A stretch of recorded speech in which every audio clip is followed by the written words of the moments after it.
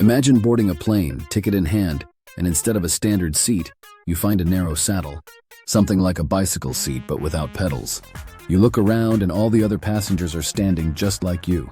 Flight attendants are checking to make sure everyone is strapped to a tiny backrest. And instead of settling in, you just want the flight to be over as soon as possible. Sounds like a joke? It's not. This is a real proposal some airlines are seriously considering to cut costs even further. The idea of standing during flights isn't new. Back in 2010, the Italian company Avio Interiors introduced a concept called the Skyrider. It was something between standing and sitting, a seat without armrests where the passenger is half supported in a near-standing position. Even then, the idea sparked both outrage and curiosity. Low-cost carriers like Ryanair immediately began calculating how many more passengers could fit into a single plane. The math was clear. A plane that normally fits 180 passengers could suddenly carry 20% more. That means lower ticket prices and higher profits. In 2025, the idea came back again, stronger than before. Airlines around the world are desperately looking for ways to sell tickets at the lowest possible prices. And what's cheaper than a seat? No seat at all. But flying isn't a bus or a train.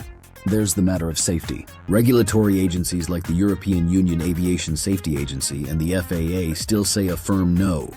Every aircraft must allow full evacuation within 90 seconds.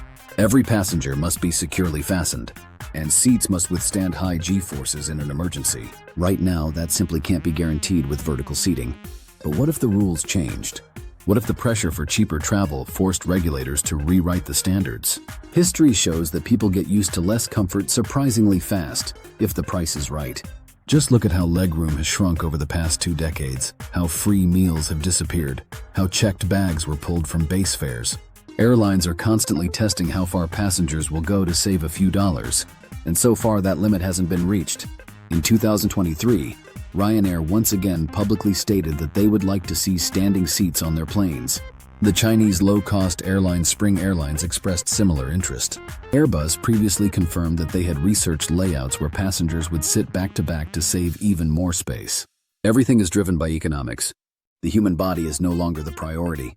It's just cargo, something to be optimized, compressed, and tightly packed. So the question isn't if we'll stand on planes, it's when. Short-haul flights across Europe, like Prague to London or Berlin to Paris, last about 1 or 2 hours. Airlines argue that passengers barely move during these flights anyway. That comfort isn't essential for such a short time. Can you imagine standing for an hour-long flight, like you would on a subway? Probably not with excitement. But if the ticket only costs $10, there would absolutely be demand. Cheap flights have become the #1 priority for millions of travelers. But there's one more thing airlines don't talk about: turbulence. Sudden turbulence can happen at any time, even in clear skies. If you're strapped to a tiny saddle-like structure, the risk of injury becomes much higher than in a traditional seat. That's why regulators are still firmly against it. The safety risk in unexpected conditions is just too high. And yet airlines keep pushing. Not because they want to risk passenger safety, but because the competition is brutal. Airlines are constantly looking for new ways to cut costs. If there's a way to squeeze more people onto a plane, they'll use it. Even if it means that flying becomes an uncomfortable, exhausting experience for the average traveler. So the real question is, how far are we willing to go? How much discomfort are we prepared to accept just to save money? Maybe one day we really will be standing in planes like on a crowded bus. Or maybe people will finally say enough is enough. That price isn't the only thing that matters. But one thing is certain. The debate over standing flights is no longer a joke. It's a real scenario sitting on the desks of airline executives. Just a few years ago, the idea would have sounded ridiculous.